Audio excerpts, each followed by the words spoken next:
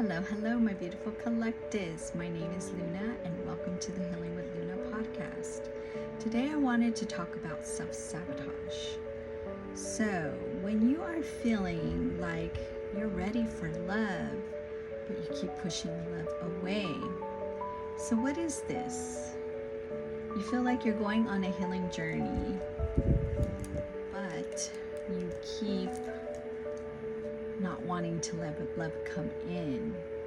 So you meet people and you start analyzing and picking at them and trying to find little flaws about them that to justify why they're not a good fit. Maybe they're not the height that you want. Maybe they're not having that status that you want. Maybe you guys are different cultures and beliefs. Maybe different lifestyles, but deep down inside, you know there is a connection. So why do we do this? Why do we self-sabotage? Even though we may feel like, okay, I'm on a healing journey, I have done a lot of healing, why do I keep doing this to myself? So what I've seen and what I've been doing myself as I'm doing my healing, because healing, remember, it is a long life journey. You will never be done with healing. If you truly want to heal your inner mind, your inner self, your inner body, you're going to be going through this for a lifetime. So why are we doing this? Because we are still holding on to the past.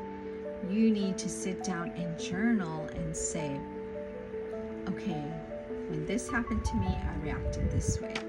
When that happened to me, this is what I did, and this is how I handled it, and this is what I said.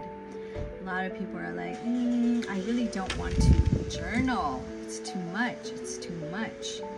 But you have to see the cycle that you are doing, the cycle that you are projecting, and the cycle that you keep repeating, because you can just break up with someone or be in a different situation with someone and repeat it all over again. And people are like, no. Yes, you can. You can meet a totally different person, different ethnicity, different worlds, and you're repeating the same cycle. And I have had this my own experience with myself, and I kept asking myself, okay, why, Luna, why are you keep doing this?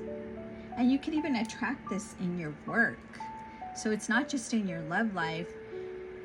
You can repeat the same cycle when you go from, one job, So you can repeat this cycle in love and work and even family dynamics if you don't heal that inner child. So you have to talk to your inner child and tell your inner child, what are you searching for? What is it that you're needing? Why do we keep attracting this same kind of dilemma? Why are we repeating this again and again and again?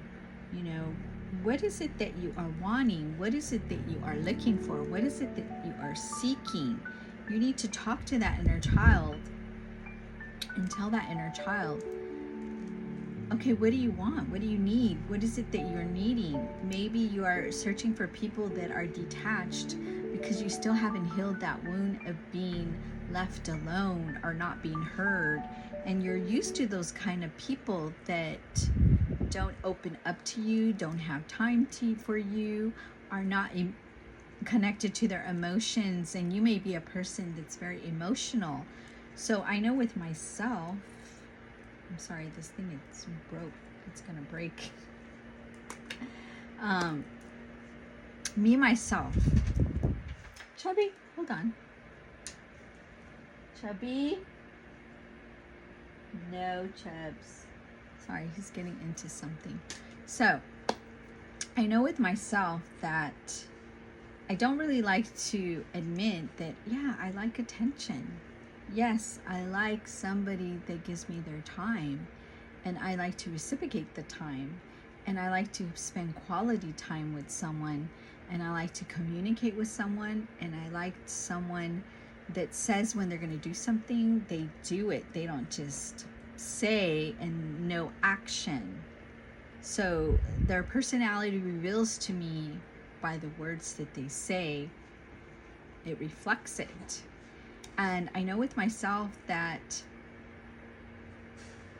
I tend to attract a lot of energies that are very detached and don't like to express emotions. And I know with myself, I'm a very emotional person and very in tuned now, I can say now, with my emotions. But there was a time in my life that I was not in tune with my emotions, and I was taught how to suppress my emotions. And for a while, it took me time to express my emotions. And now that I'm able to express them, I don't want to put them in a bottle anymore and close them up.